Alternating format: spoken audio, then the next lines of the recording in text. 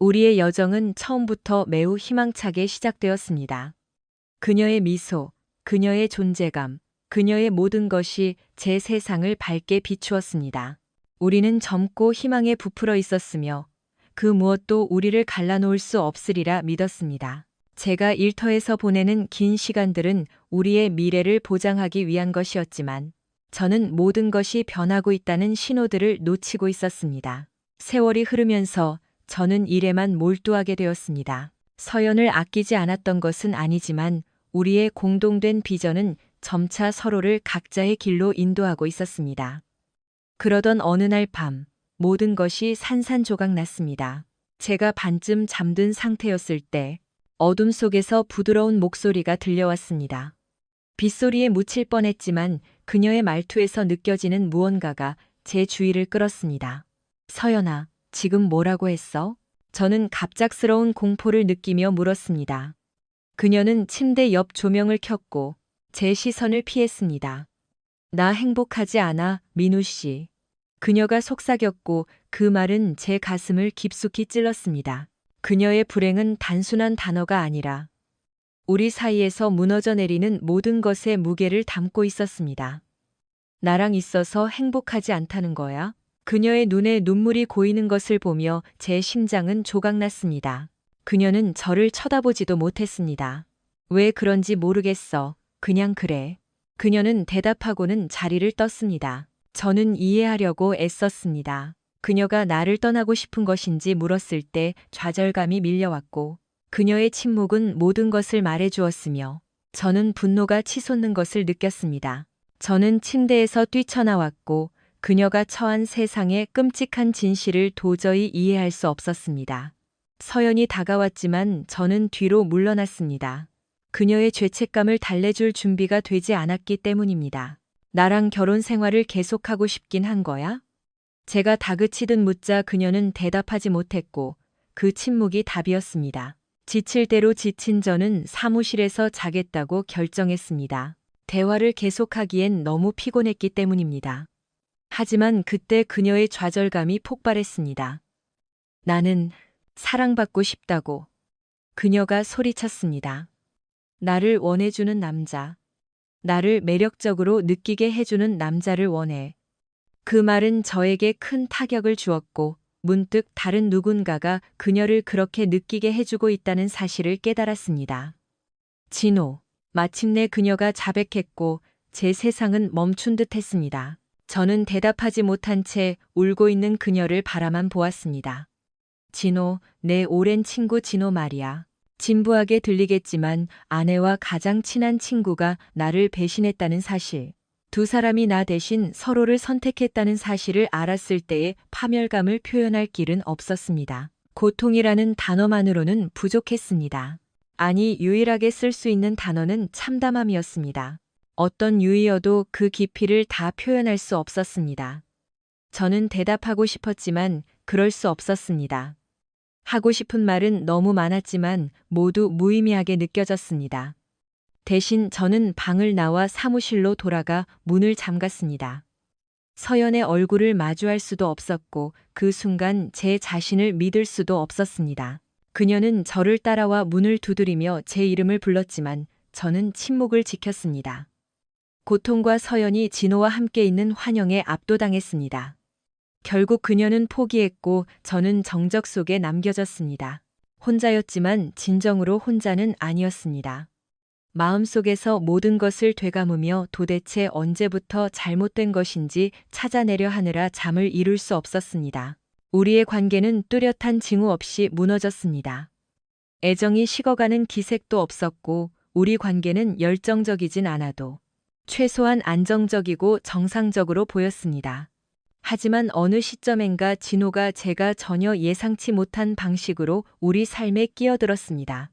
저는 진호를 거의 13년 동안 알고 지냈습니다. 우리는 친구이자 동료로 시작했고 제가 승진하기 전까지 나란히 일했습니다. 우리의 우정은 고비들을 넘겨왔지만 그가 새로운 직장으로 옮기면서 거리가 생겼습니다. 그날 밤 전까지는 우리 사이가 얼마나 균열이 갔는지 깨닫지 못했습니다. 그는 우리 집에 오는 횟수가 줄어들었지만 저는 눈치채지 못했습니다. 이제 와서 생각해보니 그 거리감이 더 불길한 무언가의 시작이었을지도 모른다는 의문이 듭니다. 밤이 깊어가도 잠은 오지 않았고 제 생각은 진호와 우리의 우정, 그리고 모든 것이 얼마나 나빠졌는지에 머물렀습니다. 정신을 차려보니 해가 떴고 저는 한숨도 자지 못했습니다. 억지로 일어났지만 새로운 하루를 피하는 것은 더 이상 선택지가 아니라는 것을 깨달았습니다. 화장실에 다녀온 뒤 사무실로 돌아와 병가를 낼까 고민했습니다. 일할 에너지가 전혀 남아있지 않았습니다. 다시 누웠을 때 위층에서 알람 소리가 들렸습니다. 평소처럼 서연과 침대에 누워 있었다면 그것은 제 하루의 시작이었을 것입니다. 알람은 금방 꺼졌고 서연이 그것을 껐습니다. 저는 무슨 일이 일어날지 모른 채 가만히 누워 있었습니다. 잠시 후 그녀가 계단을 내려오는 소리가 들렸고 제 사무실 문을 두드리는 소리가 났습니다. 민우 씨, 일어났어? 저는 잠든 척하며 그녀가 가기를 바랐지만 그녀는 문을 열고 들어왔습니다. 자고 있지 않은 거 알아. 우리 10년 넘게 함께 했잖아. 당신 자는 모습이 어떤지 알아. 원하는 게 뭐야? 서연아. 저는 고개를 돌리지 않은 채 웅얼거렸습니다. 걱정돼서 그래. 저는 그 아이러니함에 코웃음을 쳤습니다. 제 가슴을 산산조각 내놓고 이제 와서 걱정이라니요. 난 괜찮으니까 나가봐. 그녀는 나가지 않고 어제 일에 대해 이야기하려 하며 모든 게 엉망이 되었다고 말했습니다. 결국 저는 일어나 그녀를 마주 보았습니다. 그녀 역시 저만큼이나 피곤하고 잠을 못 잔 기색이 역력했습니다. 당신은 내 친한 친구와 나를 배신했고 나를 떠나고 싶어 해. 그거면 충분히 명확한 거 아니야? 나와 결혼 생활을 유지하고 싶기는 해? 그녀는 불안해하며 대답했습니다. 그렇게 간단한 문제가 아니야, 민우 씨. 우리의 대화는 두 딸 지윤이와 지아가 내려오면서 중단되었습니다. 아이들 앞에서 우리는 묵시적으로 논쟁을 멈추고 아침 일상을 시작했습니다. 긴장감 속에서도 우리는 딸들이 학교 갈 준비를 도와주었고 그 후 각자의 길을 떠나며 껄끄러운 대화를 피했습니다. 저는 서연과 단둘이 있을 준비가 되지 않아 출근하기로 결정했습니다. 가는 길 내내 머릿속은 복잡하고 피곤했지만 회사에 도착해서는 일에 집중하며 서연에 대한 생각을 떨쳐내려 애썼습니다. 우리 회사는 더 큰 출력과 연비를 갖춘 새로운 엔진을 개발 중이었습니다. 성능은 좋았지만 테스트에서 계속 실패했고 제 마음은 즉시 그 문제 해결로 옮겨갔습니다. 열정적인 인턴 성훈이가 커피를 들고 문 앞에서 저를 맞이하며 자신의 아이디어로 저를 감동시킬 준비를 하고 있었습니다. 그는 어제 저녁에 연락하려고 했다고 언급했지만 저는 말을 끊었습니다. 지금은 서연을 생각하고 싶지 않았습니다. 우리는 엔진 냉각 문제에 대한 그의 가설을 논의했고 해결에 착수했음에도 저는 그를 계속 독려했습니다. 하루를 준비하며 비서인 미영의 책상에 들렀습니다. 그녀는 제 상태가 좋지 않음을 눈치채고 괜찮은지 물었습니다. 저는 그녀의 배려에 고마움을 느꼈습니다. 약간 불안했지만 짧게 괜찮다고 답했습니다. 하루는 예정대로 흘러갔고 지루한 부장단 회의도 포함되었습니다. 퇴근할 무렵엔 이미 어두워졌습니다. 차 시동을 걸었을 때 들리는 부드럽고 매끄러운 엔진 소리에 편안함을 느꼈습니다. 엔지니어링의 어떤 면을 제가 사랑하는지 상기시켜 주었습니다. 시끄러운 머슬카와 달리 저는 강력하지만 조용한 기계의 세련된 품격을 선호합니다. 제네시스나 테슬라 광고를 본 적 있나요? 아마 없을 겁니다. 그들에겐 광고가 필요 없기 때문입니다. 그 차에 앉아 있는 것만으로도 당신의 지위가 올라갑니다. 남자의 차는 그 사람을 반영합니다. 스포츠카는 종종 남성성을 과시하지만 럭셔리카는 부유함을 상징합니다. 누군가는 빌라 앞에 머스탱이나 챌린저를 주차할 수 있지만 최신 BMW나 포르쉐는 보통 번듯한 집의 차고에 배우자의 고급차 옆에 주차되어 있습니다. 이게 핵심입니다. 속물적으로 들릴 수 있겠지만 저는 가난하게 자랐습니다. 아버지는 정비사였고 어머니는 마트에서 일하셨습니다. 평범한 기준으로 가난한 건 아니었지만 제가 다닌 고등학교는 부촌에 있었습니다.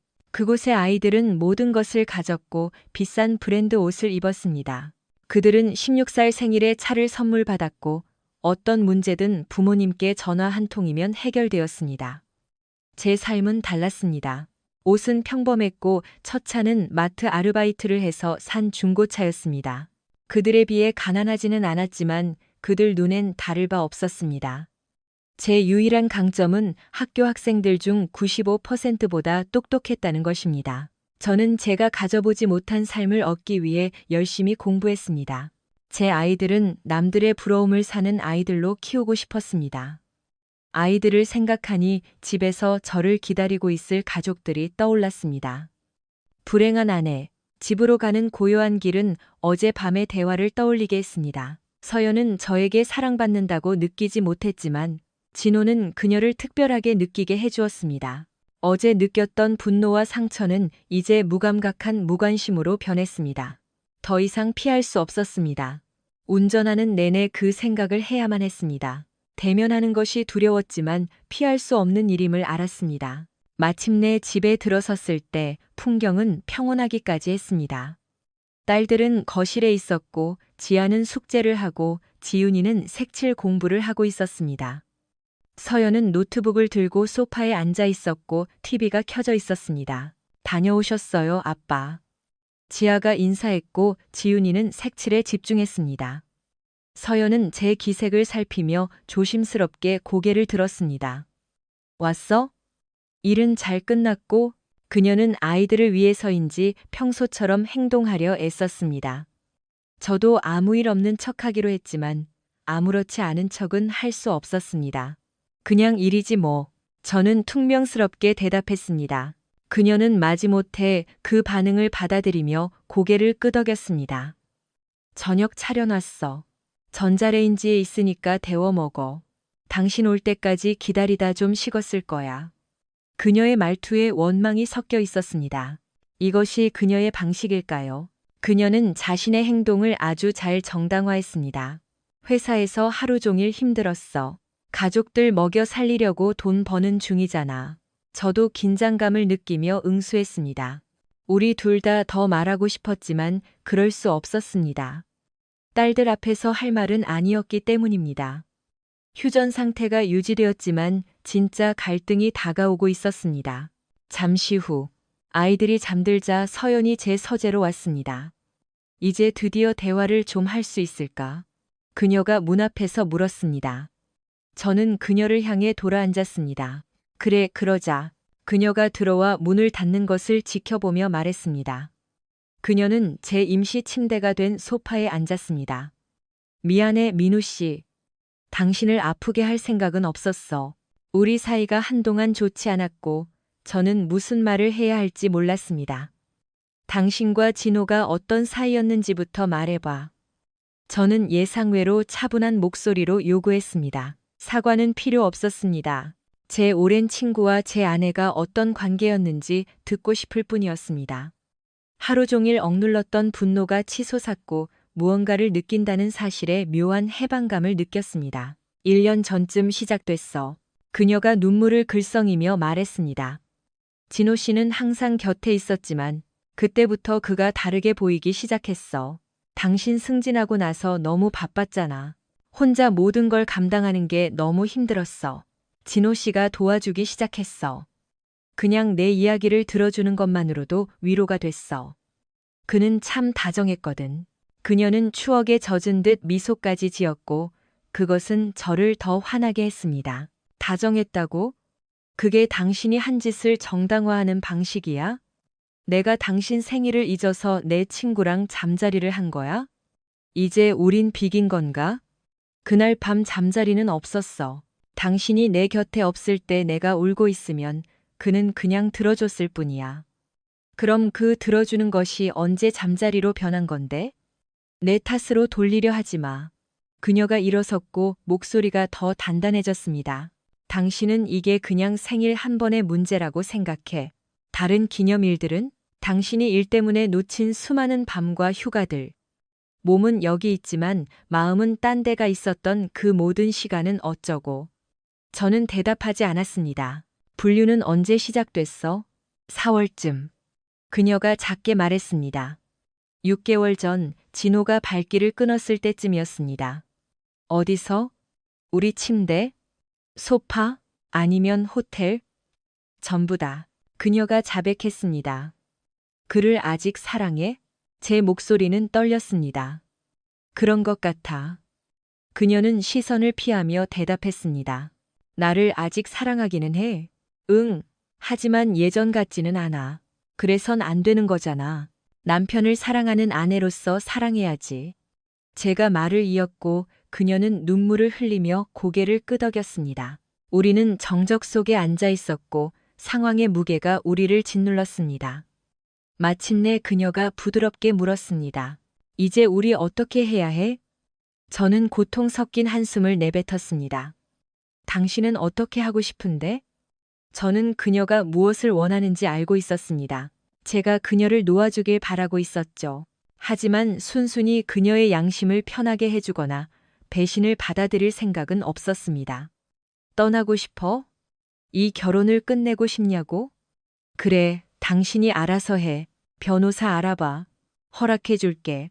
이혼 서류 준비하고 집 나가고 아이들에게 우리 가정이 왜 깨지는지 직접 설명해. 당신이 저지른 일이니까 당신이 끝내. 민우 씨, 제발 그렇게 말하지 마. 그럼 내가 뭐라고 말해줄까? 행복을 빈다고? 당신 생일 잊어서 미안하다고? 당신은 나를 속였고 이제 와서 어른스럽게 대화하자고? 어른은 사람을 속이지 않아. 서연아, 내가 후회할 말을 하기 전에 당장 나가. 그녀는 제 사무실을 떠났습니다. 인생이 간단했다면 다음 날 바로 이혼 서류를 받았겠지만 현실은 그렇지 않았습니다. 일주일쯤 뒤 서연은 다른 남자를 찾는 것 같았습니다. 그녀가 변호사를 만나는 모습을 보는 것은 가슴 아픈 일이었습니다. 온라인으로 정보를 찾고 휴대폰을 든 채 방을 나가는 그녀를 보며 그녀가 진심이라는 것을 깨달았습니다. 저도 변호사가 필요했습니다. 비서 미영이가 우리 회사 고문 변호사인 최 변호사를 소개해 주었습니다.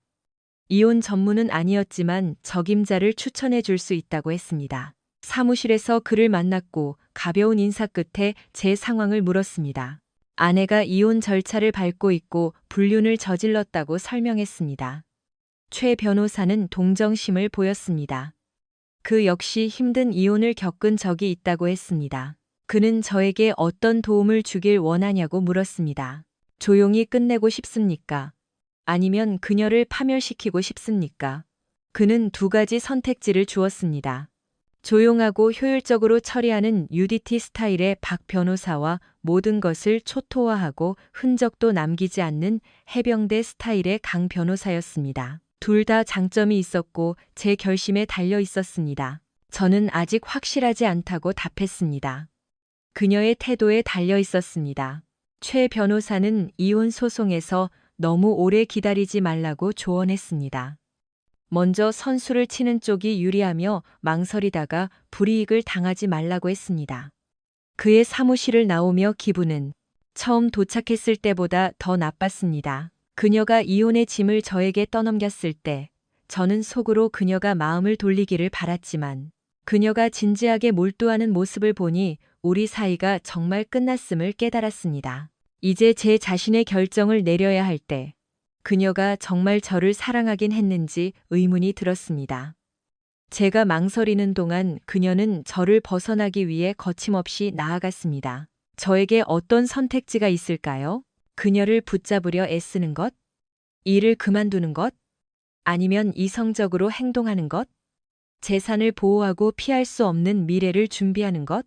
제 이성은 명확한 할 일 목록을 제시했지만 희망이 저를 붙잡았습니다. 저는 그녀의 다음 움직임을 기다렸습니다. 그녀가 마음을 바꿀 여지를 남겨두고 싶었습니다. 그녀가 확신하지 못하는 상태라면 상황을 더 악화시키고 싶지 않았습니다. 희망은 힘이 되기도 하지만 약점이 되기도 합니다. 다음 날 아침, 저는 우리가 함께 쓰던 침실에서 조용히 옷을 갈아입었습니다. 티셔츠 한 장만 걸치고 깊이 잠든 서연을 보며 그녀가 얼마나 아름다운지, 그리고 제가 얼마나 그녀를 당연하게 여겨왔는지 깨달았습니다. 갑자기 오랫동안 느끼지 못했던 그녀에 대한 갈망이 솟구쳤습니다. 부드럽게 그녀의 허리를 만졌지만 그녀는 잠결에 속삭였습니다. 응, 진호야. 좋아. 제 마음은 순식간에 무너져 내렸습니다. 희망의 끈이 끊어졌습니다. 마침내 저는 무너졌습니다. 그녀를 잃었음을, 우리 결혼 생활이 끝났음을 알았습니다. 눈물이 고인 채 방을 나왔고 저를 부르는 그녀를 무시했습니다. 사무실 문을 잠그고 그 어느 때보다 서럽게 울었습니다. 서연이 들어와 사과하려 했지만 저는 그녀를 밀쳐내고 문을 쾅 닫았습니다. 분노가 폭발했고 저는 차를 몰아 진호의 집으로 향했습니다. 그의 집 문을 두드리며 당장 나오라고 소리쳤습니다. 이웃들이 쳐다봤지만 상관없었습니다. 제 유일한 목표는 제가 겪는 고통만큼 그를 고통스럽게 만드는 것이었습니다. 그때 전화가 울렸습니다. 서연이었습니다. 진호가 경찰에 신고했으니 경찰이 오고 있다고 경고했습니다. 아이들과 제 직장을 생각하라는 그녀의 말에 분노가 치밀었지만 그녀의 말이 옳다는 것을 알았습니다. 이 일로 모든 것을 잃을 수는 없었습니다. 저는 떠났지만 진호에게 마지막 경고를 날리는 것을 잊지 않았습니다. 눈물을 참으려 애썼지만 저는 지칠 대로 지쳤습니다. 기적을 바라는 기도에 지쳤습니다. 서연은 제가 아니라 진호를 원했습니다. 정지 신호를 무시하고 달리다 하마터면 아이와 함께 가던 어머니를 칠 뻔했습니다. 그 아찔한 순간에 심장이 내려앉았습니다. 차를 세웠고 제가 운전할 수 있는 상태가 아님을 깨달았습니다. 이제 진실을 받아들일 때였습니다. 제 결혼 생활은 끝났고 더 이상 남은 것은 없었습니다. 저는 최 변호사의 명함을 꺼냈습니다. 그는 저에게 평화와 전쟁, 두 가지 선택지를 주었습니다. 저는 그의 사무실로 전화해 해병대 스타일의 변호사에 대해 물었습니다. 무슨 일입니까? 최 변호사가 물었습니다. 그녀가 저랑 침대에 있으면서 진호 이름을 불렀습니다. 저는 수치심 섞인 목소리로 말했습니다. 진정하세요, 민우 씨. 일단 한 걸음 물러나서 호텔에 가서 머리를 좀 식히세요. 지금은 결정을 내릴 때가 아닙니다. 그는 조언했습니다. 그의 말의 무게를 느끼며 주저했습니다. 그는 분노 속에서 내린 결정은 보통 후회로 이어진다고 상기시켜 주었습니다. 그의 말이 맞았습니다. 다음에 무슨 일이 일어날까요? 행동하기 전에 깊이 생각해야 했습니다. 조금씩 평정을 되찾으며 그의 말이 옳다는 것을 깨달았습니다. 제가 원하는 마지막은 이 일을 진흙탕 싸움으로 만드는 것이었습니다. 특히 아이들이 그 사이에 끼어 있으니까요. 딸들을 사랑하기에 상황을 더 악화시키고 싶지 않았지만 서연과 진호가 저지른 일에 대해 대가를 치르게 하고 싶었습니다. 어떻게 해야 할까요? 최 변호사님? 제 마음은 갈기갈기 찢어졌는데 저들이 저를 나쁜 놈으로 몰아세우고 있습니다. 저는 핸들에 머리를 묻었습니다. 제 삶의 혼란에 압도당했습니다. 모든 것을 통제해온 저에게 이런 무력감은 최악의 기분이었습니다. 최 변호사의 목소리가 제 생각을 끊었습니다. 제가 조금 특별한 제안을 하죠. 문자로 주소를 보내줄 테니 그리로 오세요. 술 한 잔 필요할 겁니다. 잘 모르겠네요. 15분 뒤에 거기서 봅시다. 그는 반박할 틈도 없이 전화를 끊었습니다. 잠시 후 강남의 마리오 젠틀맨 라운지라는 멤버십 클럽 주소가 왔습니다. 내 삶이 무너지고 있는데 스트립쇼나 보라는 건가? 클럽 안에는 화려한 모습과 유혹적인 목소리를 가진 한 여성이 있었습니다. 그녀는 최소한의 옷차림과 완벽한 미모로 저를 맞이했습니다. 제 기분과는 상관없이 시선을 끌었습니다. 최 변호사님 만나러 왔는데요. 제가 더듬거리며 말했습니다. 민우 씨 맞으시죠? 저는 미나예요. 최 변호사가 그녀에게 안내를 맡긴 모양이었습니다. 그녀는 골반을 흔들며 VIP 구역으로 저를 안내했습니다. 최 변호사는 미녀들에 둘러싸인 채 저에게 술을 권했습니다. 아래층의 소란함과 달리 VIP 구역은 부드러운 조명과 재즈가 흐르는 조용한 곳이었습니다. 미나는 제 손을 잡고 구석진 곳으로 이끌어 제 무릎 위에 앉았습니다. 그녀의 손길에 전율이 일었습니다. 랩댄스는 처음이신가요? 그녀가 물었습니다. 그녀의 부드러운 시선이 제 눈을 꿰뚫는 듯 했습니다. 네, 티나죠? 제가 애써 긴장을 풀며 대답했습니다. 그녀는 웃었습니다.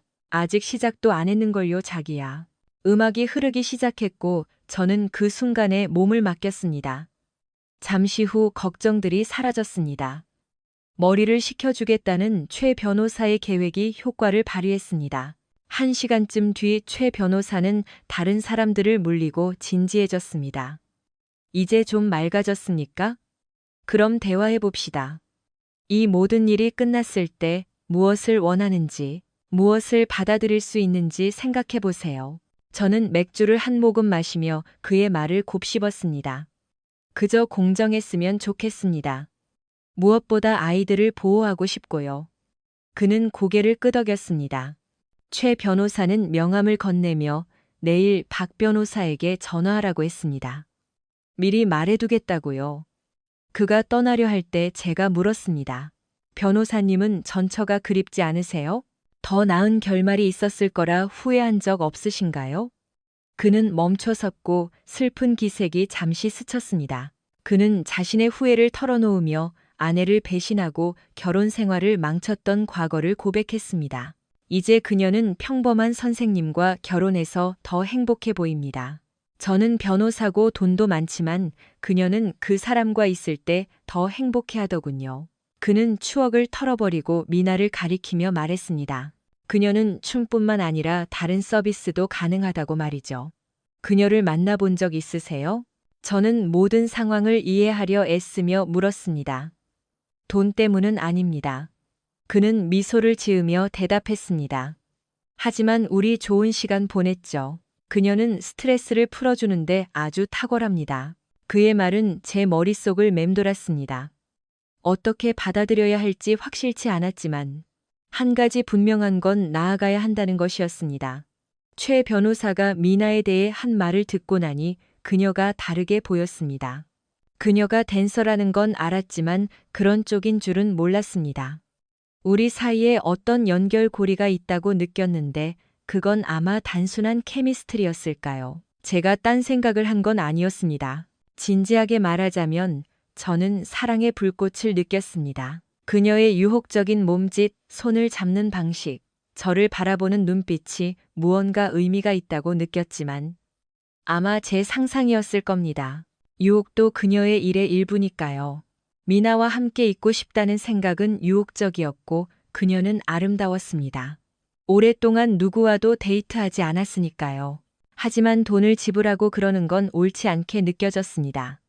특히 이런 상황에서는요. 최 변호사가 그녀를 집으로 부를 거냐고 물었을 때 저는 거절했습니다. 아니요, 이제 가봐야겠습니다. 불러주셔서 감사합니다. 정말 큰 도움이 됐어요. 언제든 연락하세요. 민우 씨. 행운을 빕니다. 다음 날 아침, 진호가 사무실에 들어왔고 제 자리에 앉아 있는 저를 보고 기겁했습니다. 좋은 아침이야, 진호야. 제가 아주 밝은 목소리로 인사했습니다. 민우야, 네가 여기 어떻게? 경비 부르기 전까지 10초 줄게. 그가 휴대폰을 잡으며 말했습니다. 전화 내려놔. 그냥 대화하러 온 거야. 넌 나한테 그럴 빚이 있잖아. 그가 머뭇거렸습니다. 난 소란 피우고 싶지 않아, 민우야. 대화하고 싶다면 좋아. 하지만 여긴 내 직장이야.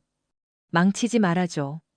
그를 때리고 싶었지만 도움이 되지 않는다는 걸 알았습니다. 답이 필요했고 폭력은 아무것도 가져다 주지 않습니다. 너 정말 네가 한 짓을 생각하면 소란 피우고 싶지 않다는 말이 참 뻔뻔하게 들리네. 최소한 미안한 기색은 있구나. 미안해, 민우야. 정말 미안해. 매일 괴로웠어. 저는 평정심을 유지하려 애썼습니다. 뭐가 미안한데? 내 등에 칼을 꽂은 거? 내 결혼 생활을 망친 거? 내 가족을 갈라놓은 거? 우리 13년 우정이 쓰레기통에 처박힌 거? 그중 뭐가 미안하냐고. 그는 변명하려 했지만 사과는 공허했습니다. 민우야, 배신한 거 알아. 후회해. 하지만 넌 항상 그녀 곁에 없었잖아. 그녀에겐 네가 필요했어. 네가 없었을 때 내가 거기 있었어. 저는 일어나 그를 마주 보았습니다. 그는 물러서지 않았습니다. 잠을 잘 자려고 스스로 그렇게 세뇌하는 거야? 내가 가족을 위해 열심히 일한 대가가 이거라고? 넌 가족을 원하지 않았던 거야, 민우야. 그녀와 시간을 보낼 수 있었지만 넌 그러지 않았어. 그의 자기 합리화가 저를 분노하게 했습니다. 내 아내에게 달콤한 말을 좀 속삭였다고 남편이 뭔지 다 안다고 생각하는 거야? 넌 아무것도 몰라. 몇 달 그녀 곁에 있었다고 남편이 된 기분이야?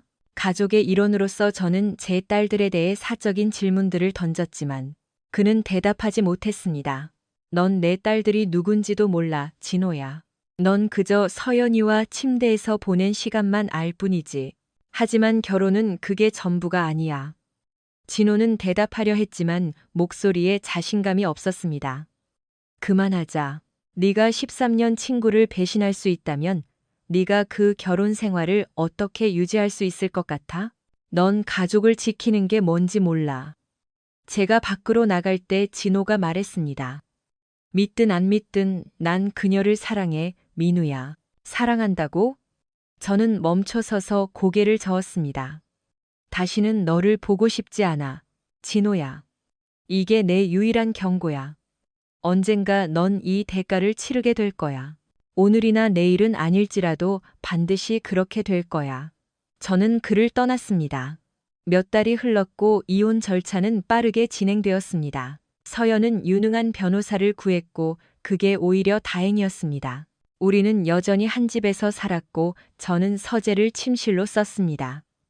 임시 합의에 도달했지만 고통과 분노는 여전히 마음 한구석에 남아 있었습니다. 가끔 어떤 일들이 그것을 다시 일깨우곤 했습니다.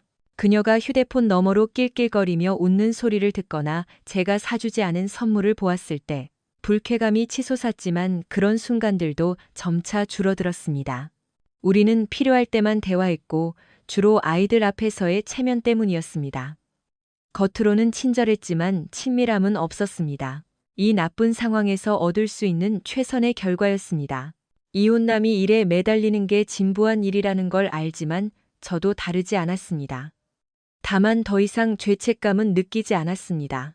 진호와 대면한 후로는 소식을 듣지 못했고 한편으로는 함께 일하던 시절이 그리웠습니다. 친구를 사귀는 게 저에겐 쉽지 않은 일이었고 이제 저에겐 일 말고는 아무도 없었습니다. 그 사이 서연은 앞으로 나아가는 것 같았습니다. 묻지는 않았지만 그녀가 여전히 진호를 만나는 게 아닌지 의심스러웠습니다. 그녀는 종종 허술한 핑계를 대고 나갔고 숨기려 애쓰지도 않았지만 제 앞에서 과시하지도 않았습니다. 그 점은 고마웠지만 마음속 분노와 질투는 가라앉지 않았습니다. 그녀는 나아갈 기회가 있는데 저는 혼자 갇혀있는 기분이었습니다. 참담했습니다. 이혼이 끝날 때까지 이런 생활이 계속될 것 같았지만 그날 저녁 지아가 제 사무실로 들어와 말했습니다. 아빠, 선생님이 내일 치어리딩 유니폼 사야 한다고 돈 주셔야 한대요. 엄마가 잊어버리셨나 봐요. 서연이 치어리딩 얘기를 했던 것 같긴 하지만 이렇게 본격적일 줄은 몰랐습니다. 가격을 물으니 지아가 자랑스럽게 대답했습니다. 13만 원요.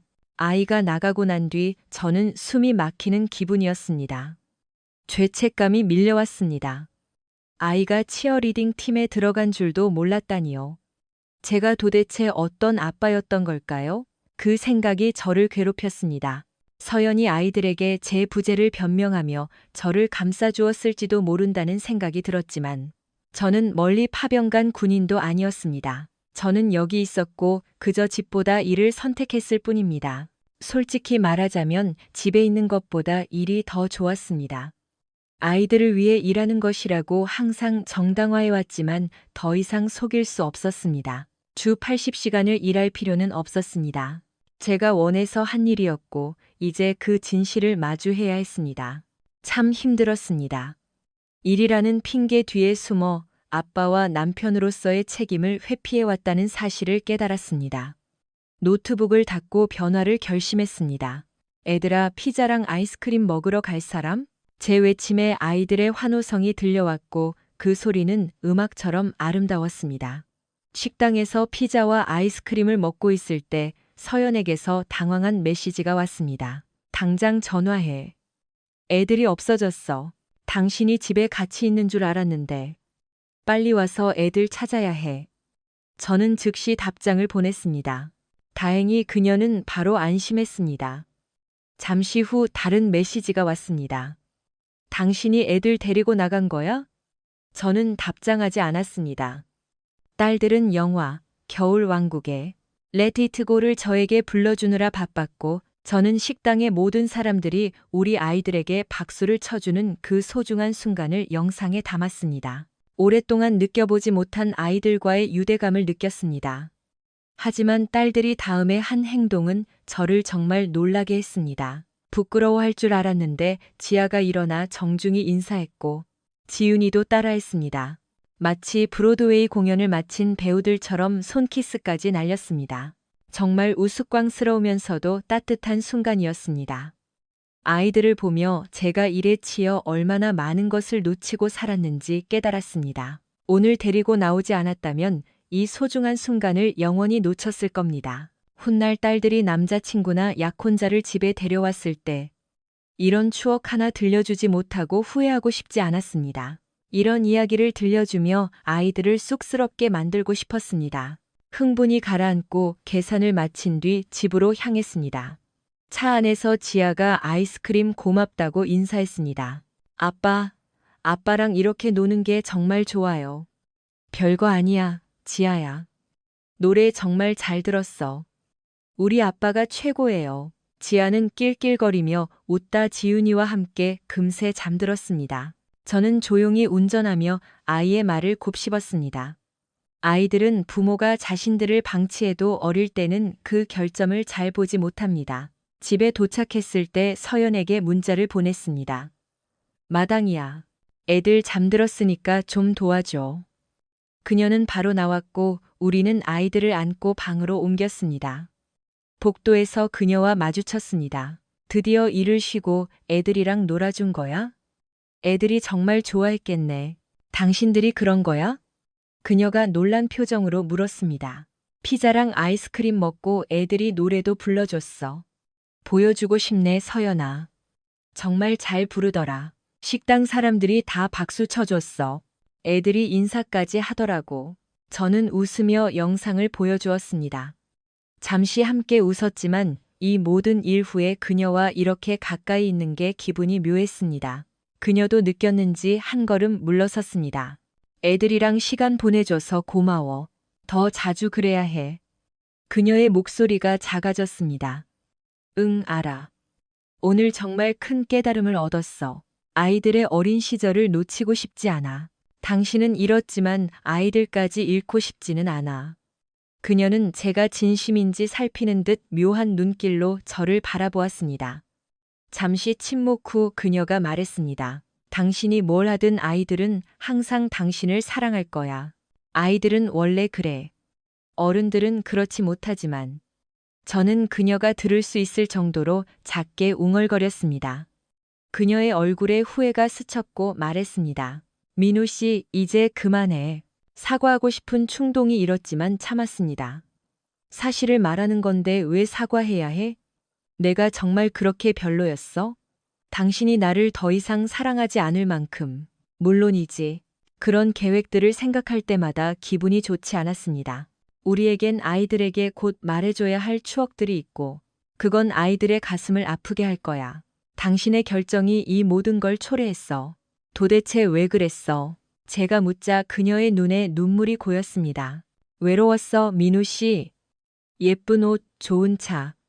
다 가졌지만 난 불행했어. 그냥 당신과 함께하는 시간, 내가 소중하다는 작은 증거들을 원했을 뿐인데, 당신은 항상 다른 것들에 시간을 썼잖아. 진호 씨가 그걸 채워줬어. 그녀가 고개를 끄덕였습니다. 그는 내가 사랑받는다고 느끼게 해줬어. 문자 보내고 꽃 선물하고 나랑 같이 있는 걸 좋아했어. 당신도 그런 걸 원했어? 아니라고 들었지만 확인하고 싶었습니다. 곧 둘이 행복하게 살 수 있겠네.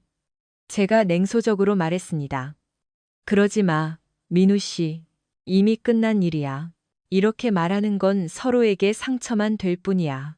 저는 그 아이러니함에 헛웃음이 나왔습니다. 우리를 이 길로 끌어들인 건 당신이야, 서연아. 이제 와서 고통을 피하고 싶어? 그녀의 표정이 굳어졌습니다. 당신이 먼저 나를 버렸다는 걸 잊지 마. 제가 쏘아붙였습니다. 그런 핑계는 이제 지겨워. 넌 내 친구와 바람을 피웠어. 내가 뭘 했든 그게 정당화될 수 있어? 그녀는 대답하지 못했습니다. 오늘 밤 느낀 게 있어. 내가 이 난장판에 일조했다는 건 알아. 하지만 당신은 고치려 노력하지 않았어. 서연아. 부부 상담이라도 제안해 본 적 있어? 우리 결혼을 구하기 위해 뭘 했냐고? 난 당신을 찾아갔지만 넌 나를 무시했어. 그러고는 불륜을 저질렀지. 정말 이 결혼이 소중했다면 더 노력했어야 했어. 넌 그냥 포기하고 다른 사람을 찾은 거야.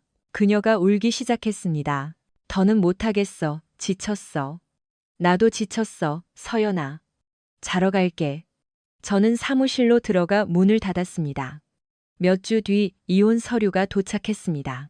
공식적으로 제 결혼 생활은 끝났습니다. 이혼 과정은 비교적 평탄했지만 고통이 줄어든 건 아니었습니다. 재산은 공평하게 나누었고 아이들 양육권을 가진 서연이 집을 가졌습니다. 양육비를 지원하기로 했지만 우리 가족을 깬 여자에게 돈을 줘야 한다는 사실이 뺨을 얻어맞은 기분이었습니다. 하지만 더 나빠질 수도 있었습니다. 변호사 덕분에 경제적 손실을 최소화할 수 있었습니다. 괜찮았지만 정서적으로는 더 큰 짐을 진 기분이었습니다. 서연은 집을 얻었지만 저는 견뎌내야 했습니다. 아이들을 생각하면 가슴이 무거웠습니다. 진실을 숨기는 게 과연 옳은 결정일까요? 왜 우리는 서서히 아이들을 준비시키는 대신 모든 게 괜찮은 척 연기를 해야 할까요? 결국 아이들은 이 충격적인 현실을 갑자기 마주하게 될 겁니다. 우리의 침묵이 사랑 때문이 아니라 두려움 때문이라는 걸 압니다. 핑계 뒤에 숨어 제 잘못된 선택이 남을 보호하기 위한 것이라고 변명하는 것에 진저리가 났습니다. 사실 저는 겁쟁이일 뿐이었습니다. 서연도 비슷한 이유가 있었겠지만 그녀의 자기 합리화에 휘둘리고 싶지 않았습니다. 아버지는 항상 말씀하셨죠. 오늘의 선택이 내일의 남자를 만든다. 그때는 몰랐지만 이제는 제 좌우명이 되었습니다. 오늘의 저는 어제의 제가 가족보다 이를 우선시한 결과입니다. 그 사람이 마음에 들지 않는다면 오늘부터 바꿔야 합니다. 저는 좋은 아빠이자 성공한 엔지니어가 되고 싶습니다. 왜 둘 다 가질 수 없다고 생각했을까요? 삶의 균형을 되찾을 때입니다. 그래서 제가 제일 잘하는 일을 했습니다. 계획을 세우는 것이죠. 균형이 문제라면 계산하면 됩니다. 168시간. 일주일 중 80시간을 일하면 나머지 88시간만 남습니다. 잠자는 시간을 빼면 아빠로서 실패하는 게 당연했습니다. 시간을 더 잘 배분해야 했습니다. 딸들의 사랑을 받을 자격이 있는 아빠가 되어야 했습니다. 그런 생각을 하고 있을 때 서연이 우리가 쓰던 방에서 우는 소리가 들렸습니다.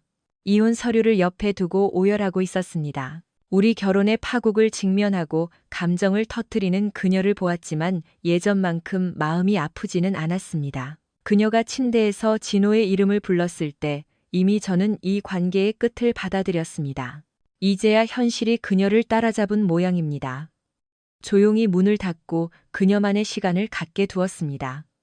이제 더 힘든 일이 남았습니다. 아이들에게 말해줘야 했죠. 머리를 식힐 곳이 필요해 마리오 라운지의 미나가 떠올랐습니다. 최 변호사의 말과는 상관없이 그녀와 연결되어 있다는 느낌을 받았기에 저는 그곳으로 향했습니다. 미나가 나왔지만 저를 알아보지 못하는 눈치였습니다. 서운했지만 예상했던 일입니다. 저는 몇 달 전 당신의 춤 덕분에 기분이 나아졌던 사람이라고 말했습니다. 그녀는 미소를 지으며 한 번 더 춤을 제안했고 프라이빗 룸으로 안내했습니다. 그녀의 손을 잡았을 때 제가 얼마나 타인과의 연결을 갈구했는지 깨달았습니다. 샴페인 룸에서 그녀가 무엇을 원하느냐고 물었습니다. 저는 솔직히 잘 모르겠다고 답했습니다. 그녀는 제 무릎 위에 앉아 귓속말로 랩댄스 이상의 것을 원하느냐고 물었습니다. 그녀를 원한다고 자백하자 그녀는 미소 지으며 조건을 말했습니다. 호텔방, 퇴근 후의 동행, 그리고 40만 원. 결정의 순간이 왔고 저는 선택해야 했습니다. 해변 근처에 바다가 보이는 테라스가 있는 방을 예약했습니다. 성수기라 하룻밤에 45만 원이나 했습니다. 너무 사치스럽지 않으면서도 없어 보이지 않을 만큼 적당히 좋은 곳이었습니다. 그녀는 새벽 2시 30분쯤 클럽에서 나와 제 차 옆에 서 있는 저를 발견했습니다. 그녀의 모습이 달라 보였습니다. 여전히 매력적이었지만 더 진실해 보였습니다. 짙은 화장은 지워졌고 안경을 쓴 채 머리를 하나로 묶고 있었습니다. 민우 씨, 진짜 올 줄 몰랐어요. 그녀가 수줍은 듯 웃었습니다. 저는 차 문을 열어주었고 차에 타자. 그녀는 제 손을 살짝 잡으며 줄 게 없느냐고 물었습니다. 돈이 든 봉투를 건네자 그녀는 재빨리 챙겼습니다. 운전하는 동안 그녀는 차가 멋지다며 무슨 일을 하는지 물었습니다. 엔지니어고 이 차의 엔진을 설계했다고 말해주었습니다. 그녀는 감명받은 눈치였지만 제 능력을 칭찬하는 그녀의 말에 저는 이 자리에 오기 위해 포기해야 했던 것들이 떠올랐습니다. 제 기분 변화를 눈치챈 그녀가 실언했느냐고 물었습니다. 저는 아니라고 답했고 한동안 정적이 흘렀습니다. 배고프냐고 묻자 그녀는 바로 본론으로 들어가고 싶다며 거절했습니다. 그녀의 말은 이 일이 단순한 거래임을 상기시키듯 차가웠습니다. 방에 들어서자 그녀는 다시 유혹적인 모습으로 변해 무엇을 하고 싶냐고 물었지만 저는 이제 그 연기가 보였습니다. 그건 그녀가 아니라 배역일 뿐이었습니다. 환상은 깨졌고 흥미가 사라졌습니다. 그녀가 다가오려 할 때 저는 제지했습니다. 당황한 그녀가 뭘 원하냐고 물었지만 저는 그저 대화하고 싶었습니다. 짜증이 난 그녀는 저에게 다시 클럽으로 데려다 달라고 했습니다. 그녀는 제가 단순한 하룻밤이 아니라 애인 대행 같은 감정적인 교류를 원한다는 걸 눈치챈 모양이었습니다. 그녀가 제 아내를 언급하자 참아왔던 눈물이 터져 나왔습니다. 무슨 일이 있는지 깨달은 그녀의 목소리가 부드러워졌습니다. 한참을 울고 나자 그녀가 저를 위로해 주었고 우리는 잠시 조용히 앉아 있었습니다. 울음을 그치자 그녀는 사과하면서도 자신이 줄 수 없는 것에 대해 명확히 선을 그었습니다. 감정적인 연결이 아닌 육체적인 관계뿐이라고요. 저는 이해했고 강요하지 않았습니다. 그녀가 떠나려 하며 돈을 돌려주려 했지만 아무 일도 없었지만 그냥 가지라고 했습니다. 그날 밤 그녀는 생각지도 못한 방식으로 저를 도와주었으니까요. 클럽으로 돌아가는 길에 그녀가 갑자기 24시간 국밥집에 가자고 제안했습니다. 저는 흔쾌히 동의했고 국밥 먹으러 가는 길에 가벼운 농담도 나눴습니다. 그녀의 본명을 물었고 잠시 침묵 후 미나라고 알려주었습니다. 즐거운 시간을 보냈고 차창 너머로 비치는 그녀의 미소를 보며 그녀를 만난 게 참 다행이라는 생각이 들었습니다. 미나가 국밥과 수육을 복스럽게 먹는 모습을 멍하니 바라보았습니다. 입안 가득 음식을 넣은 채 그녀가 불편한 듯 물었습니다. 왜요? 아니에요. 정말 잘 먹네요. 수육 하나 사줬다고 이제 사람 비웃는 거예요? 그녀가 입가심하며 웃었습니다.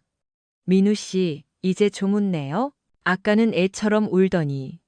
제 표정이 조금 변했는지 그녀가 바로 사과했습니다. 장난이에요. 기분 나쁘게 듣지 마세요. 아니에요. 그냥 많은 생각을 하던 중이었어요. 미나는 오렌지 주스를 한 모금 마시며 고개를 끄덕였습니다. 어색한 침묵이 흘렀습니다. 얘기하고 싶으면 해요. 댄서라 가벼워 보일지 몰라도 들어주는 건 잘하니까. 그녀가 자주 섞인 미소를 지으며 말했습니다. 순간 그녀의 약한 모습이 보였지만 금방 사라졌습니다. 그럼에도 저는 그녀가 편안했고 그녀를 이해할 수 있을 것 같았습니다. 비록 짧은 만남이었지만 유대감이 느껴졌습니다. 길고 지루한 얘기라 듣고 싶지 않을 거예요. 그녀가 따뜻하게 웃었습니다. 당신이 40만 원이나 주고 아침까지 사줬는데 잠자리는 취소된 것 같으니 이 얘기라도 들어야 제 값을 하죠. 둘 다 웃음이 터졌고 저는 서연이 행복하지 않다고 말했던 밤부터 미나를 만난 오늘 밤까지의 이야기를 모두 털어놓았습니다. 그녀는 가로막지 않고 끝까지 들어주었습니다. 제 얘기가 끝나자 그녀가 정적을 깨고 말했습니다. 신뢰가 안 된다면 말할게요. 당신 전처 정말 못됐네요.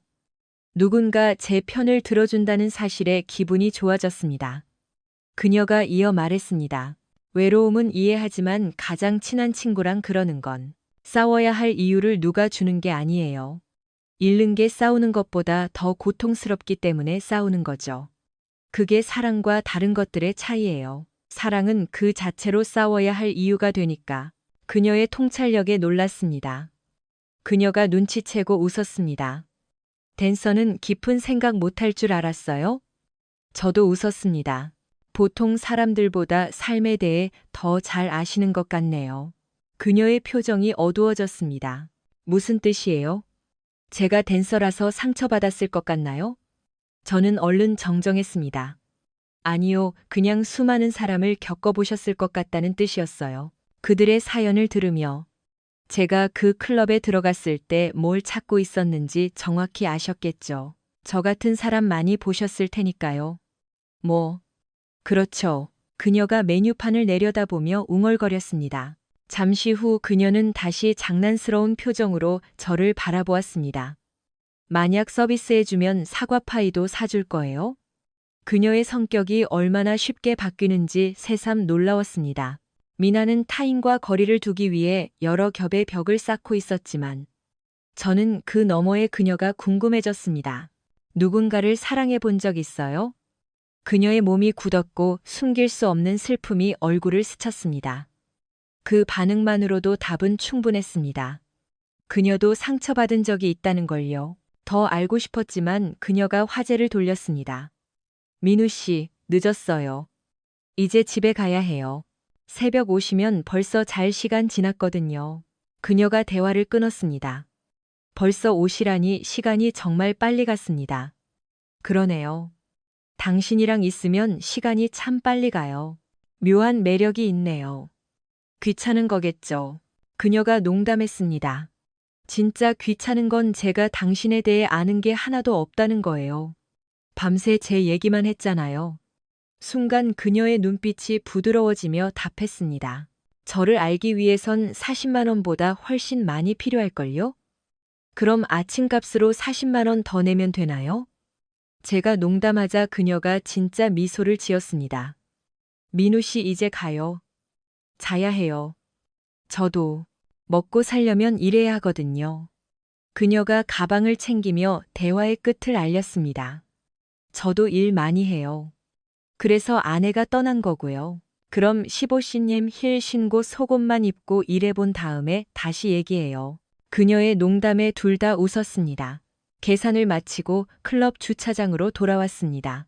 민우 씨, 나랑 밤새도록 버틴 남자는 오랜만이네요. 체력 좋으신데요? 그녀가 차에 기대어 농담했습니다. 늘 하던 농담이었지만 저는 이번 밤을 가볍게 넘기고 싶지 않았습니다. 미나 씨, 오늘 정말 고마웠어요. 누군가를 제 삶에 들이는 게 쉽지 않은데 당신이라서 다행이에요. 정말 고마워요. 수린. 그녀의 방어 기제가 완전히 사라졌고 진지하게 제 눈을 보며 말했습니다. 별 말씀을요, 민우 씨. 모든 일이 잘 풀리길 바랄게요. 당신은 좋은 사람이에요. 더 행복해질 자격이 있어요. 그녀는 제 입술에 가볍게 키스해 주었습니다. 다정하고 친근한 입맞춤이었습니다. 그녀는 차를 몰고 떠났고 저는 호텔로 돌아가 하루 더 묵기로 했습니다. 가벼운 마음으로 잠이 들었습니다. 고통은 남아 있었지만 조금씩 무뎌지고 있었습니다. 일주일쯤 뒤 집으로 돌아왔을 때 서연이 제 서재 문을 두드렸습니다. 머리가 맑아진 기분이었습니다. 서연이 제가 어디 있었는지 걱정하는 모습이 우스웠습니다. 제가 그녀에게 설명할 의무는 없으니까요. 아무 일 없었다고 안심시켰지만 사실 그녀가 어떻게 생각하든 상관없었습니다. 이사를 준비하며 창고를 빌리고 짐을 옮기기 시작했습니다. 새로운 거처를 알아보기 시작했고 회사 근처 아파트나 서연과 아이들 집 근처의 타운하우스를 고민했습니다. 드디어 이 힘든 시기를 끝낼 수 있겠다고 생각하던 그날 밤이었습니다. 무슨 일이야? 저는 그녀와 대화하고 싶지 않아 퉁명스럽게 물었지만 그녀는 그것을 대화의 신호로 받아들이고 서재로 들어왔습니다. 그녀는 울어서 눈이 퉁퉁 부어 있었습니다. 그냥 어떻게 지내는지 보러 왔어. 참 친절하기도 하시네. 냉소적으로 답했습니다. 오늘 아이들에게 이혼 소식을 전했기 때문입니다. 5살, 8살 아이들에게 부모가 헤어진다는 말을 하는 건 정말 가슴 아픈 일이었고 그 아이들의 세상을 무너뜨린 건 결국 저였습니다. 서연의 슬픔은 아이들의 고통에 비하면 아무것도 아니었습니다. 원하는 게 뭐야? 저는 펜을 책상에 던지며 쏘아붙였습니다. 자유를 원해서 줬고 재산도 절반 넘게 줬어. 양육비도 충분히 줄 거야. 아이들까지 당신이 키우기로 했잖아. 도대체 나한테 더 원하는 게 뭐야? 그냥 대화하고 싶었어. 저는 헛웃음을 쳤습니다. 이제 와서 대화? 너무 늦었어. 오늘 아이들 가슴에 대못을 박았어. 엄마가 아빠 친구랑 바람나서 헤어지는 거라고 말해줄 순 없어서 적당히 둘러댔지. 당신에 대한 동정심은 이제 눈꼽만큼도 없어. 위로가 필요하면 당신한테 관심 없는 사람이나 찾아가. 우리 가족을 깬 그놈한테 가라고. 그녀는 충격받은 표정이었습니다. 어떻게 이럴 때까지 그렇게 말해? 조금이라도 인간적으로 굴 수 없어? 나도 힘들단 말이야, 민우 씨. 당신이 힘들든 말든 내 알 바 아니야. 제가 응수했습니다. 이 난장판을 만든 건 당신이야. 진호한테 가서 위로받아. 당신 힘들 때 참 잘 도와주던데. 아이들에게 준 상처도 잊게 해주겠지. 우리 둘 다 책임이 있는 거야, 민우 씨. 그래, 난 일을 열심히 했고 넌 내 친구랑 잤지. 그게 참 공평한 책임이네. 저는 그녀의 변명을 참을 수 없었습니다. 외로웠다는 핑계 대지 마, 이 나쁜 년아. 그녀가 제 서재에서 뛰쳐나갔습니다. 적어도 난 바람은 안 피웠어. 제가 뒤에서 소리쳤습니다. 그녀는 대답하지 않았지만 분명히 들었을 겁니다. 유치했냐고요? 그럴지도 모릅니다. 기분이 좋아졌냐고요? 아니요, 그저 분풀이였을 뿐입니다. 아이들의 눈을 보며 가슴을 무너뜨리는 고통은 그 무엇과도 비교할 수 없는 비극이었습니다. 미나 덕분에 한 걸음 나아갔는데 오늘 밤 다시 뒤로 물러난 기분이었습니다. 다음 날 회사에서 임원회의 호출을 받았습니다. 비서 미영이가 소식을 전하자 저는 짜증을 냈습니다. 회의한 지 얼마 안 됐는데 또 뭐야? 진정하세요, 민우 씨. 그냥 서류나 만지는 사람들이잖아요. 너무 티내지 마시고요. 미영이가 조언했습니다. 또 뭘 원하는데? 진행 보고 다 했잖아. 그녀가 머뭇거리다 다가와 말했습니다. 아무래도 엔진 문제 때문은 아닌 것 같아요. 미영이는 항상 저보다 소식이 빨랐습니다. 무슨 일인데? 그녀가 작게 고개를 끄덕였습니다. 예전 동료였던 그 진호 씨요. 저는 그녀가 제 상황을 어디까지 아는지 궁금했습니다. 이혼 소송은 알겠지만 자세한 내용은 말하지 않았거든요. 그런데 그녀는 마치 우리 편인 것처럼 말했습니다. 그 사람이 회사 비밀을 훔쳐 나갔다는 소문이 있어요. 그를 고소할 계획인 것 같았습니다. 진호가 곤경에 처했다는 소식은 기분을 조금 낫게 해주었습니다.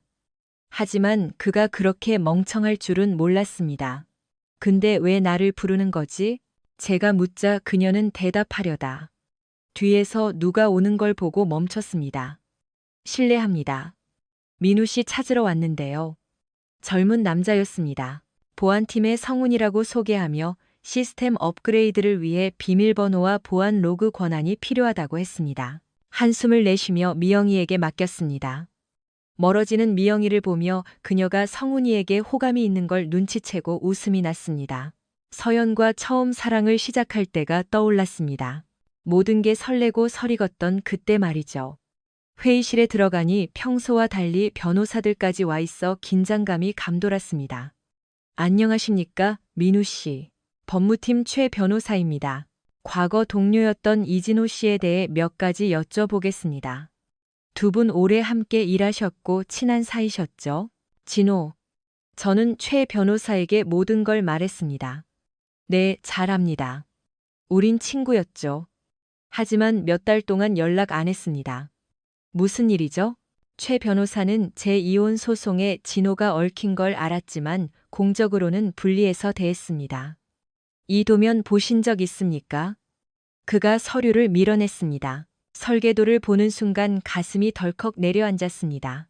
진호와 제가 예전에 다른 인턴인 영수의 아이디어를 훔쳐 그렸던 추진 시스템 도면이었습니다. 정말 최악이었습니다. 본 적 있는 것 같은데 잘 모르겠네요. 왜 물으시죠? 제가 불안하게 답했습니다. 진호 씨가 이 설계를 회사 리소스로 개발했다고 주장하며 특허를 냈습니다. 그의 회사가 곧 이 제품을 출시할 예정이라고 했습니다. 만약 여기서 개발된 거라면 우리 회사 소유가 됩니다. 진호가 이걸 개발했다고요? 저는 경악한 척 물었습니다. 사실 그 설계는 영수의 것이었습니다. 우리가 승진하기 위해 영수의 성과를 가로챘던 것이죠. 하지만 진호가 입사 후에 그걸 돌려준 줄 알았습니다. 아니었습니다. 이제 도덕적 딜레마에 빠졌습니다. 진호의 도둑질을 폭로해야 할까요? 그가 저를 어떻게 배신했는지 생각하니 선택은 쉬워졌습니다. 양심의 가책도 없었습니다. 이 설계도 기억납니다. 하지만 이건 진호가 만든 게 아닙니다. 그는 이걸 훔쳤습니다. 다른 인턴이 등장하자 회의실은 정적에 휩싸였습니다. 누구도 예상치 못한 전개였습니다. 그러니까 이진호 씨가 남의 설계를 훔쳐서 자기 것인 양 행세했다는 말씀입니까? 임원 중 한 명이 물었습니다. 최 변호사가 저를 조심스럽게 살폈습니다. 네, 정확히 그런 일이 있었습니다. 제가 확인해 주었습니다. 그 인턴이 누구죠? 영수라는 친구입니다. 성은 기억 안 나네요. 진호 씨가 훔치는 걸 직접 보셨습니까? 최 변호사가 신중하게 물었습니다. 네, 직접 봤습니다. 최 변호사는 미간을 찌푸리며 기록을 이어갔습니다. 카키. 진호가 영수와 술을 마셔 취하게 한 뒤 노트북에서 설계를 훔쳤다는 내용을 제가 확인해 주었습니다. 노트북 파손과 절도 공모에 대해서는 교묘하게 부인했습니다. 저는 진호의 계획을 알았지만 하지 말라고 말렸다고 주장했습니다. 임원들은 만족해 보였고 최 변호사도 믿는 눈치였습니다. 정직한 증언 감사합니다. 민우 씨, 영수 씨를 찾아 사실을 확인하고 다음 단계를 진행하겠습니다. 협조해 주셔서 감사합니다. 옛 친구에게 불리한 증언을 하는 게 쉽지 않았을 텐데. 한 임원이 빈정대듯 말하자 최 변호사가 미소로 답했습니다. 저는 천진난만한 표정을 지었습니다. 특허를 무효화하고 소유권을 주장할 수 있다면 당장 영수를 찾아야 합니다. 임원들이 흥분해서 말했습니다. 회사 메일 로그를 뒤져보면 그가 자신에게 보낸 기록이 있을 겁니다. 제가 조언했습니다. 민우 씨, 이 설계가 우리 엔진 문제 해결에 도움이 될까요? 영수를 영입하면 더 많은 아이디어를 얻을 수 있을 거라고 답하자. 다들 만족해했습니다. 결국 저는 회사에 공을 세우면서 진호에게 복수도 했습니다. 배신자에게 교훈을 주는 것만큼 즐거운 일은 없죠. 일주일쯤 뒤 딸들 집 근처의 타운하우스를 낙찰받았습니다. 아이들 근처에 사는 게 제 우선순위를 지키는 길임을 깨달았습니다. 회사 근처 오피스텔에 살았다면 다시 일 중독에 빠졌을 테니까요. 매일 옛집을 지나가며 아이들이 최우선임을 상기했습니다. 놀이공원에서 아이들과 놀고 있을 때 진호에게서 전화가 왔습니다. 아이들이 간식을 먹는 사이 조용한 곳으로 가서 전화를 받았습니다. 원하는 게 뭐야? 저는 퉁명스럽게 물었습니다. 배신자 새끼. 내가 설계도에 대해 불었다며? 그의 분노가 우스웠습니다. 진호야, 화가 많이 난 모양이네. 무슨 문제 있어? 제가 비꼬듯 답했습니다. 그는 저를 배신자라고 욕했지만 저는 차분함을 유지했습니다. 그의 절망이 느껴졌거든요. 친구야, 누가 누굴 배신했다는 거야? 저는 그의 배신을 상기시켰습니다. 그는 자기 합리화를 하려 했지만 저는 무시했습니다. 남의 공을 가로채려던 건 너야. 내 아내를 유혹할 시간에 일에 더 집중했다면 이런 일은 없었겠지. 그러자 그가 애걸하기 시작했습니다. 민우야, 제발. 이건 내 생계가 달린 일이야. 넌 나랑 다르잖아. 내 행동 때문에 너까지 변하지 마. 그의 구걸은 참 달콤했습니다. 저는 그를 더 골탕 먹이기로 했습니다. 그래, 그럼. 도와줄 테니 서연이를 더는 만나지 마. 그는 당황했고 한참의 정적 뒤에 마지못해 동의했습니다. 네가 이겼어. 하지만 저는 그를 도와줄 생각이 전혀 없었습니다. 정말 내가 도와줄 줄 알았어? 잘 살아봐라, 진호야. 저는 비웃으며 전화를 끊었습니다. 몇 주 동안 아이들과 시간을 보내고 타운하우스 잔금을 치렀습니다. 젊은 부부와 경쟁 끝에 얻어낸 집이었습니다. 딸들을 위한 제 약속의 상징이었습니다. 어느 날 저녁, 서연이 차려준 저녁을 먹고 있는데 그녀가 서재로 왔습니다. 이혼했지만 그녀는 여전히 저에게 밥을 차려주곤 했습니다. 민우 씨, 대화 좀 할 수 있을까? 그녀가 어렵게 말을 꺼냈습니다. 결국 그녀는 울면서 사과했습니다. 미안해. 진호 씨랑 그런 거. 내가 너무 불행해서 그냥 좀 나아지고 싶었어. 큰 실수를 했어. 처음에는 가벼운 바람이었는데 진호가 사랑한다고 말하면서 복잡해졌다고 했습니다. 그녀가 울면서 그를 사랑했다고 고백하는 동안 저는 고개를 끄덕이며 들었습니다. 그녀의 고백은 몇 달 전만큼 저를 아프게 하지 않았습니다. 이제 고통은 사라졌습니다. 그녀는 진호를 사랑하게 되면서 저와 있는 게 더 불행해졌지만 여전히 저를 사랑한다고 했습니다. 불륜을 고백했을 때 저를 떠날 생각은 없었다고 했습니다. 결혼 생활을 지키고 싶었지만 결국 파국을 맞이한 것에 후회한다고 했습니다. 떠날 생각이 없었다는 말은 믿기 힘들었지만 물었습니다. 그럼 계속 여기 있길 원했어? 하지만 넌 우리를 위해 싸우지 않았잖아. 제가 말하자 그녀가 훌쩍였습니다. 알아. 당신이 원했다면 아이들을 위해서라도 노력했을 거야. 하지만 끝나는 걸 받아들였어. 우리 예전 대화들을 생각해보면 달라졌을 수도 있었겠지만, 이제는 알 수 없지. 그때 그런 말을 했더라면 달라졌을까? 특히 내가 내 친구랑 자고 온 뒤로는 더. 그녀는 눈물을 닦으며 고개를 끄덕였습니다. 미안해. 당신이 그런 대우를 받을 사람은 아니었는데. 내 선택을 후회해. 바람 피우기 전에 당신한테 솔직했어야 했어. 진호가 상담이라도 받아보자고 했을 때 그랬어야 했어. 우리 결혼과 아이들에게 기회를 줬어야 했는데, 저는 그녀가 드디어 배신의 무게를 이해한 것 같아 고마웠습니다. 이미 늦었지만 인정받은 것만으로도 충분했습니다. 궁금해서 물었습니다. 왜 마음이 바뀐 거야? 이혼 서류를 읽으면서 다 내 잘못이라는 걸 깨달았어. 아이들에게 말하면서 더 확실해졌고, 그냥 내 실수를 인정해야 앞으로 나갈 수 있을 것 같았어. 그녀가 설명했습니다. 저도 고개를 끄덕였습니다. 저 역시 제 잘못을 깨달았던 순간들이 있었으니까요. 내가 너랑 애들을 방치했던 것도 미안해. 눈물 섞인 미소를 지으며 그녀가 답했습니다. 당신 정말 노력했어. 애들이 당신이랑 노는 거 정말 좋아해. 당신 바빴지만 정말 좋은 아빠야. 그래, 당신도 좋은 엄마야. 비록 바람은 피웠지만, 우린 부부로서는 엉망이었지만, 아이들을 보면 완전히 실패한 건 아닌 것 같아. 제가 농담하자 둘 다 웃음이 터졌고, 그녀가 저를 안아주었습니다. 그때 저는 진심으로 그녀를 용서하기 시작했습니다. 분노와 상처는 사라지고 향수와 아쉬움만 남았습니다. 이제 그녀는 그저 제 아이들의 엄마였습니다. 비서 미영이가 평소보다 더 밝은 미소로 저를 맞이했습니다. 무슨 좋은 일 있느냐고 묻지 않을 수 없었습니다. 그녀는 수줍게 웃으며 답했습니다. 보안팀 성훈 씨랑 데이트하기로 했거든요. 놀랐지만 축하해 주었습니다. 그녀는 즐겁게 떠들었고 정말 그를 좋아하는 것 같았습니다. 축하해, 미영아. 넌 그럴 자격 있어. 그녀는 진호와 있었던 일에 대해 동정심을 표했습니다. 다 알고 있었지만 민우 씨가 말하고 싶어 하지 않는 것 같아서 모른 척 했어요. 정말 고마웠습니다. 그녀가 어떻게 그렇게 소식이 빠른지 언젠가 물어봐야겠다고 생각했습니다. 업무가 끝나니 저녁 8시였습니다. 아이들을 보러 집에 갈 시간이었습니다. 차로 걸어가는데 갑자기 누가 뒤에서 나타났습니다. 저를 바닥으로 밀치고 올라타서 주먹을 휘두르며 소리쳤습니다. 진호였습니다. 제가 자신의 인생을 망쳤다며 소리를 질렀습니다. 주먹은 빗나갔지만 그의 분노는 대단했습니다. 그를 밀쳐내고 일어났습니다. 그는 씩씩거리며 노려봤습니다. 영수가 나랑 회사를 고소했어.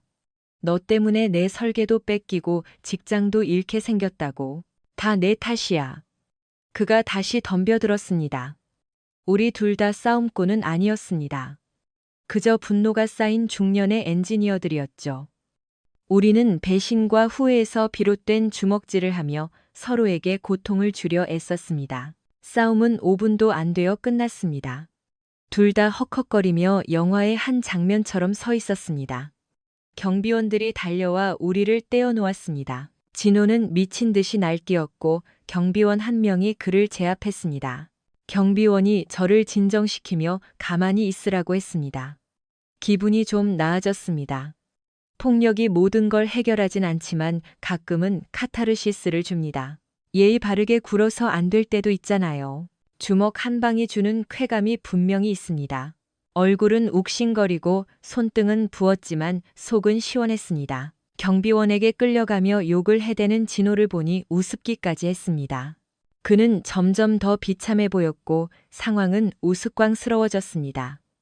경비원이 경찰에 넘기겠다고 위협하자 그제야 입을 다물었습니다. 접근 금지 명령을 내리겠다고 엄포를 놓더군요. 참 아이러니했습니다. 얼마 전까지만 해도 제가 진호 집 앞에서 그러다 경찰에 잡혀갈 뻔했는데 이제 처지가 바뀌었으니까요. 한 달 뒤 저는 타운하우스 입주 준비를 마쳤습니다. 1억 원 넘게 더 얹어준 보람이 있었습니다. 서연과 살던 집보다 작았지만 저에겐 완벽했습니다. 넓은 뒷마당도 있었고요. 근처에 공원도 있고 해변까지 이어지는 자전거 도로도 있었습니다. 이사 날은 시원섭섭했습니다. 최 변호사가 와서 도와주었습니다. 제가 최악의 남편은 아니었다는 걸 상기시켜 주는 것 같았습니다. 마지막 상자를 옮기자 서연이 눈시울을 붉히며 말했습니다. 드디어 끝났네. 그래, 이제 나한테서 자유야. 그녀의 뺨에 눈물 한 방울이 흘렀습니다. 최고네. 그녀가 힘없이 농담했습니다.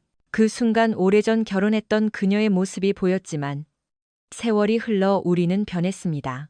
예전의 우리는 이제 없습니다. 더 성숙하고 지혜로워진 우리가 작별 인사를 나눌 뿐입니다.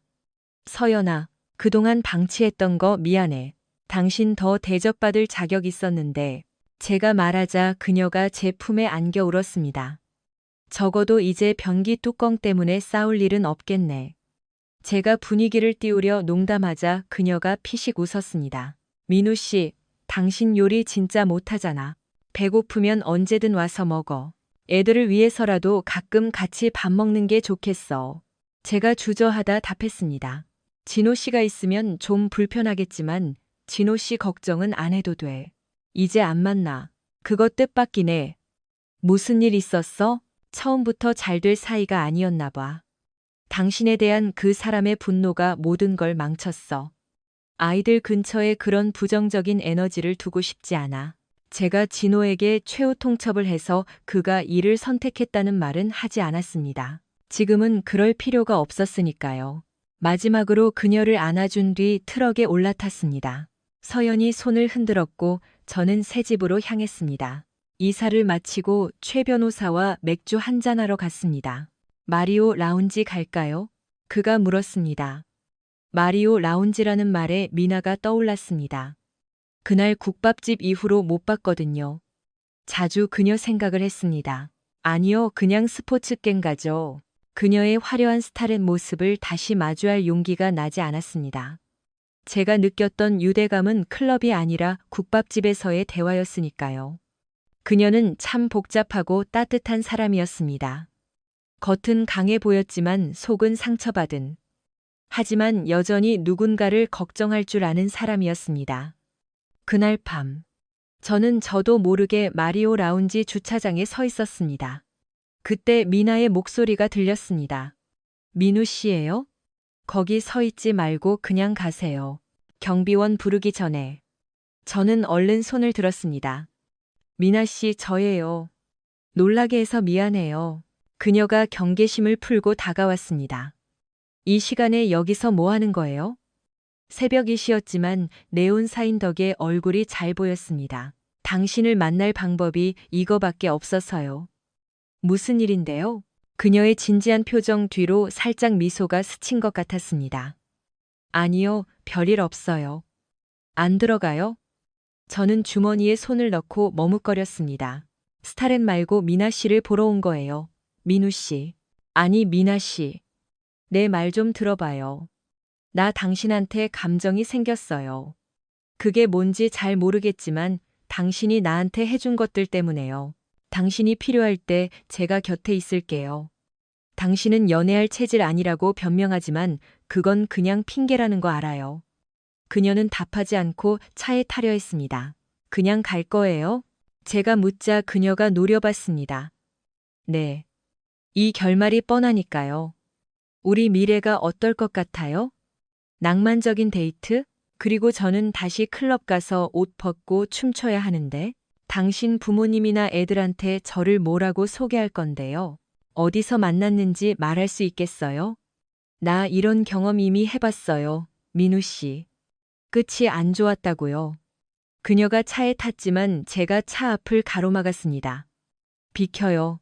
그녀가 소리쳤습니다. 저는 그녀가 화내며 내릴 때까지 비키지 않았습니다. 미나 씨, 미래는 저도 몰라요. 하지만 당신이 좋고 당신도 그렇다는 거 알아요. 우리 꼭 연애 안 해도 돼요. 친구여도 좋아요. 그냥 당신을 더 알고 싶을 뿐이에요. 그녀는 팔짱을 끼고 시선을 피했습니다. 아, 진짜, 당신 정말 끈질기네. 결국 그녀가 투덜거렸습니다. 허락해 주는 거예요? 제가 조심스럽게 물었습니다. 그녀는 답 대신 휴대폰을 내밀었습니다. 마음 바뀌기 전에 번호나 찍어요. 진짜요? 고마워요. 저는 웃으며 번호를 찍었습니다. 그녀의 기세가 꺾였고 짜증도 사라진 듯 했습니다. 꼭 전화할 거죠? 애처럼 굴지 마요. 할 테니까. 안 비키면 진짜 치고 갑니다. 그녀가 다시 차에 탔습니다. 후진하던 차가 잠시 멈췄습니다. 그녀가 저를 보며 미소는 아니지만 아주 부드러운 눈빛을 보냈습니다. 스타렛의 연기가 아닌 진짜 미나의 모습.